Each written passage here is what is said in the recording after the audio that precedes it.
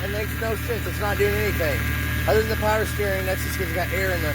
It was low, we put fluid in there, now it's the fluid's aerated. That's the only reason why it's doing that. But it's not making a noise now. It's slowly coming back.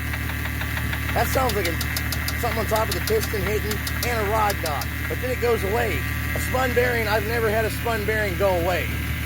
So I don't know what the hell's going on. Now it sounds fine other than the power steering.